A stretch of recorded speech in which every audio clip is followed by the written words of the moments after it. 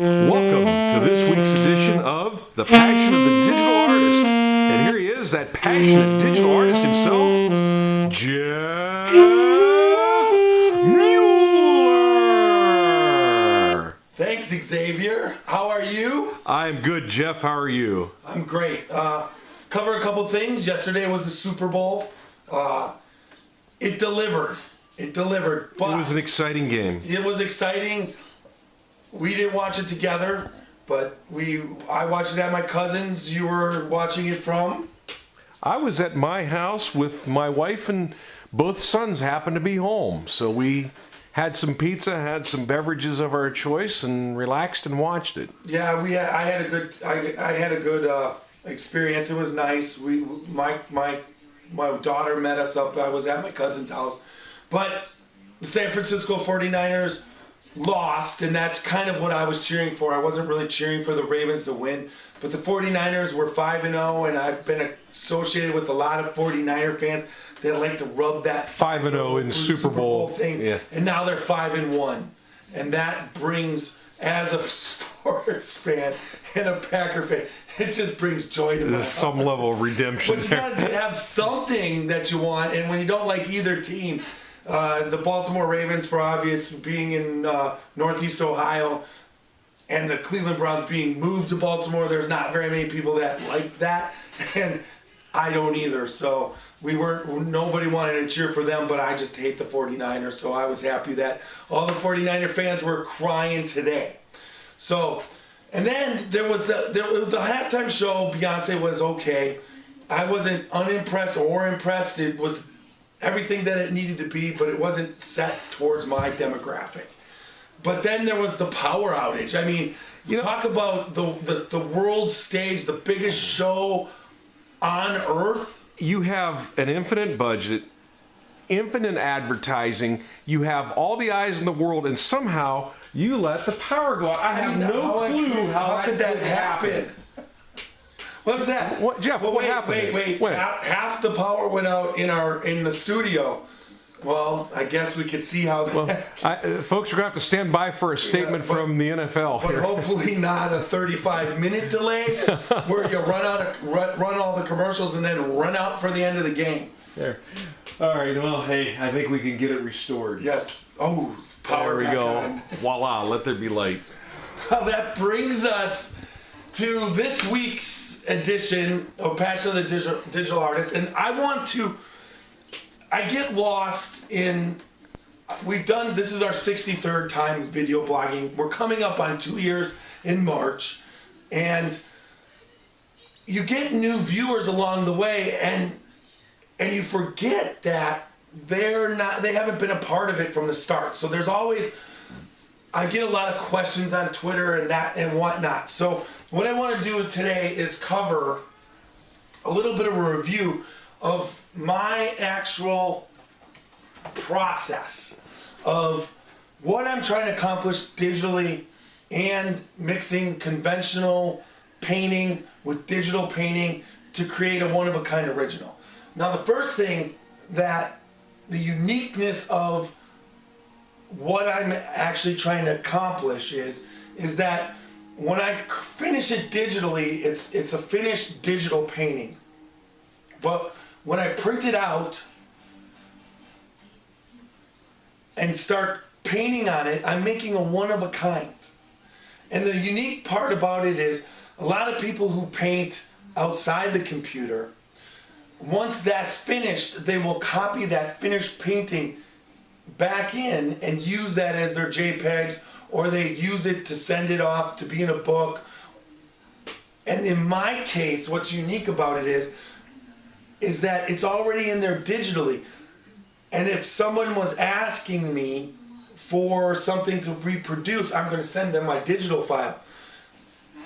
The finished original, I'm not allowing it to be copied.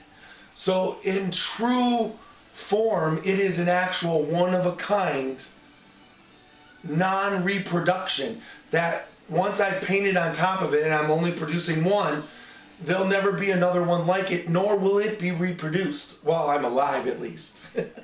It's like, well, I can't control what happens after that, But what I supply everybody else with, as far as digitally, if I'm submitting to, I'll show them pictures of the actual paintings, small JPEGs, to show that it is a digital canvas, but I submit the actual digital files.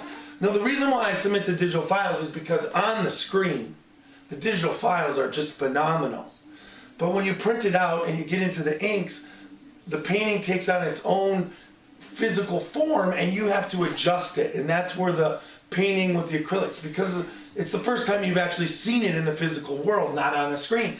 And there's a lot of stuff that you do to make it work in canvas form. And that is a unique part of the process of what I do. Now, couple thoughts too, Jeff.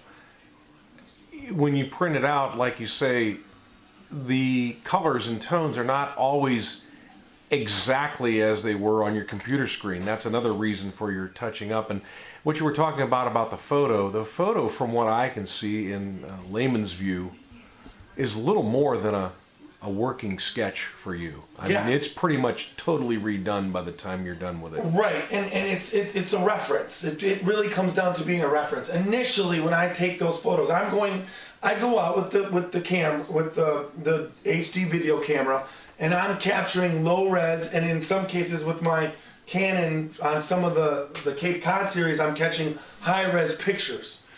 But those pictures straight out of I'm looking for the painting, I find it, I capture the reference for the painting. And for instance, the lighthouse, when we're dealing with Cape Cod magic and Far and Away, those particular paintings, I knew and could see. Now, the reason why I did this series, I'm in Cape Cod for the first time in my life. I'm enjoying the beauty of Cape Cod.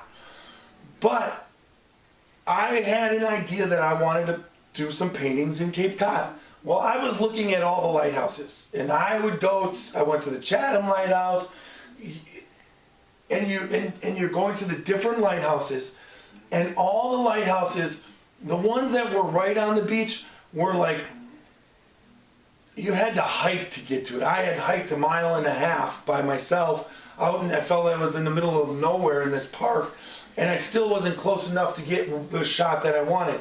But I knew that the beaches that they were on, I kept saying, well, why aren't they on the cliff of the beach? Or why aren't they close to the water? Or where they were close to the water, there were roads and there were other buildings and other structures. So the actual romance of the lighthouse was gone. And so when I was there, I'm like, well, God, it would be beautiful if this lighthouse was on this beach. I mean, it would be beautiful. So I was like, well, that's where what I do comes in. So I was taking a lot of the landscapes of the beach, seeing the beauty of the beach, and then also photographing the angles on the beach, and then going to the lighthouse, knowing the beach photos that I had taken and photographing the lighthouses at the same angle. In this particular lighthouse here, the Chatham Lighthouse, if you were looking at this particular photo here, this lighthouse, this shot here, but the lighthouse was like way over here, way off but I wanted to add the romance and what I think in my head what Cape Cod is, not what the reality of what Cape Cod is in 2012 or 2013 now, based off of erosion and where some of the lighthouses have been moved. They're just not, it's not the same as when they were initially built or, gone from there. So what I did was then shot all the lighthouses at the right angles to put them in these settings. Then what was magical about it is then I know what colors I want to paint and what colors I want to get. So then I go through and alter the colors of the photograph, and then once I'm happy with about where I feel the paint is going to be, the skies are altered, the beaches are altered, the foreground, I'm able to have complete control within the computer of what I imagined or saw when I was there that the actual photo didn't capture. So from that point, then I start to use the final vision, and it doesn't look anything. It looks realistic. It's a photograph, and my goal is to be a painter, so a digital painter. So I use the sand. There's the sand you can see, and I go through using my brush strokes to give it the painterly feel.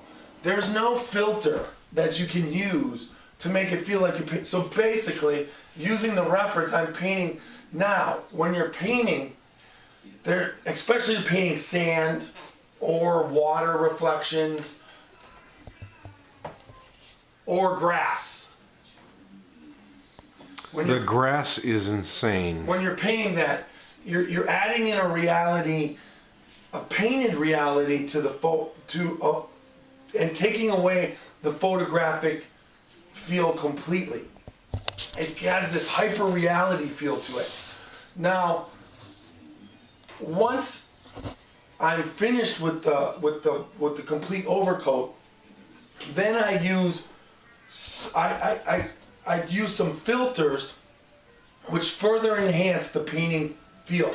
But I don't use like 100% or 90 or 80% of a painter filter. I use like 10% of the filter. It adds a little bit of extra, and I do that because I feel that the tools of the computer to create art are just as every bit important as the tools that a painter uses.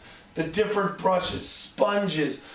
There's so many painters that use different things. I know painters that use pieces of cardboard. I know, they all have their own unique touch. And it's the same thing in the computer. So I'm using all my tools in the computer, everything I've been taught, using my pen and my tablet, my color knowledge, everything that has to do with it, and then taking it out, putting it on the canvas, and then using my skills as a painter and my favorite paintbrushes, and I like to use the acrylics on it, and finish it off so that the final result is a culmination of all my skills. And Mac OS's, I think, utilize resources better and give them back. That's an opinion. Well, give them back better than PCs. It seems like you're never out of resources. Everything's tied together. All their even Adobe and all their photographic programs, they all talk to each other. They're all designed to work within the realms of each other.